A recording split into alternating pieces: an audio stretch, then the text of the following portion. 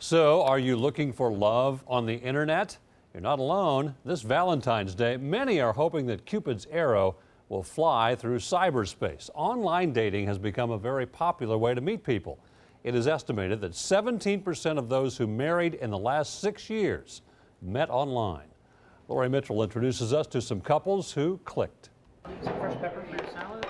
Emily Daniel and Mark Sharp still remember their first date 5 years ago here at Sunset Grill. When we were walking in, we just kind of said hi and just gave each other a hug. It was natural. The two didn't meet at the supermarket or at the gym or even through a mutual friend.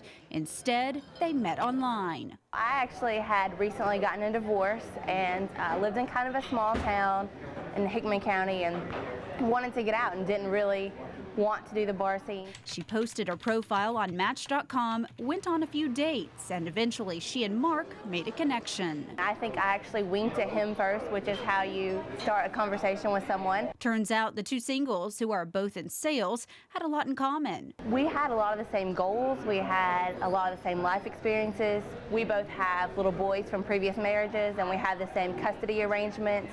We had lots of the same interests.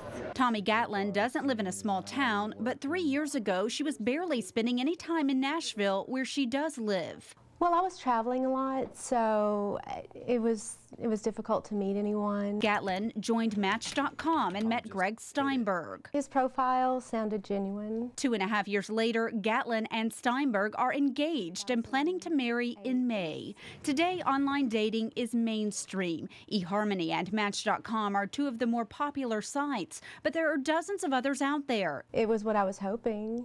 I mean, Greg's my soulmate. But some are still skeptical. Online dating is a good way to meet people. I always looked at it like I was just meeting new friends. Those sites attempt to put safeguards in place to protect customers. Experts say it's not a bad idea to perform your own independent background check. Always ask a lot of questions, always meet in public places, and never ignore your instincts. I had a girlfriend that would tell where I was going, what I was doing. I would check in with her when I got back from my date. Still, even when people do find love online, they can be reluctant to admit it.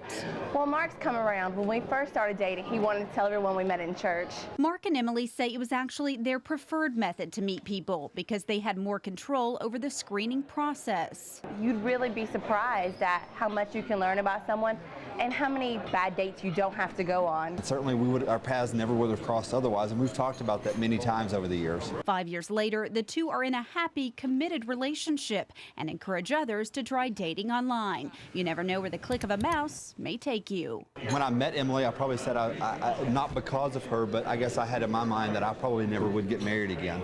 Our relationship has developed to the point that I would say now, absolutely, not just because the camera's here, but absolutely.